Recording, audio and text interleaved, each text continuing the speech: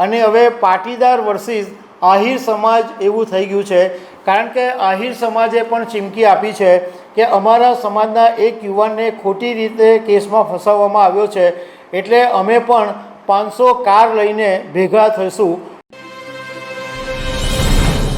7 ઓગસ્ટના વલભીપુરમાં એક ખેડૂતને મારવાની ઘટનામાં સુરતથી 100 જેટલા પાટીદારો કાર લઈને કાળા તળાવ પહોંચ્યા હતા। એ ઘટનાની અંદર હવે ઘેરા પ્રત્યાઘાત પડ્યા છે અને હવે પાટીદાર વર્સિસ આહિર સમાજ એવું થઈ ગયું છે। કારણ કે આહિર સમાજે પણ ચીમકી આપી છે કે અમારા સમાજના એક યુવાનને ખોટી રીતે કેસમાં ફસાવવામાં આવ્યો છે, એટલે અમે પણ 500 કાર લઈને ભેગા થઈશું। એટલે આ આખો મુદ્દો જે ખેડૂતની મારવાની ઘટનાનો મુદ્દો છે એ હવે પાટીદાર વિરુદ્ધ રબારી સમાજ થઈ ગયો છે। તો આના વિશે હું તમારી સાથે વાત કરીશ। મારું નામ રાજેશ શાહ છે અને તમે જોઈ રહ્યા છો ગુજરાતના સૌથી મોટા ડિજિટલ ન્યૂઝ પ્લેટફોર્મ ખબરછે.com। તમને ખ્યાલ હશે કે 7 ઓગસ્ટે વલભીપુરના કાળા તળાવ ગામની અંદર એક અરજણભાઈ દિહોરા નામના ખેડૂતને મારવાની ઘટના બની હતી અને 3 લોકોએ એમને માર્યો હતો અને અરજણભાઈને હોસ્પિટલ દાખલ કરવા પડ્યા હતા। એ પછી સુરતની અંદર એ જ રાત્રે પાટીદાર સમાજના લોકોની બેઠક થઈ અને બીજે દિવસે સવારે 100થી વધારે પાટીદારો કાર લઈને કાળા તળાવ ગામ પહોંચ્યા અને ત્યાં ઘડી સભા કરી અને પોલીસને મળીને ઉગ્ર રજૂઆત કરી હતી।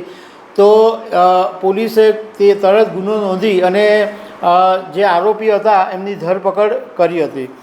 હવે આ આખો મુદ્દો જ્યારે ચર્ચામાં છે અને પોલીસે રિકન્સ્ટ્રક્શન પણ કરી રહ્યું છે અને એક યુવાનની સામે લૂંટનો ગુનો પણ દાખલ કરવામાં આવ્યો છે।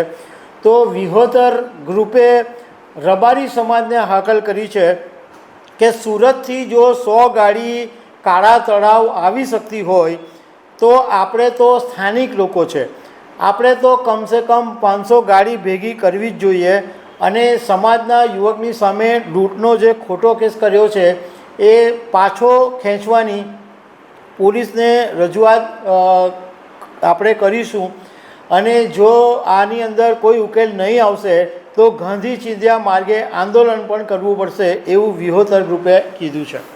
વિહોતર ગ્રુપના આગેવાન ગોકુલ કરમાટીએ મીડિયા સાથેની વાતમાં એવું કીધું કે પાટીદારોએ આ મુદ્દો ખોટી રીતે ચગાવી અને લૂંટનો ખોટો કેસ દાખલ કરાવડાવ્યો હતો।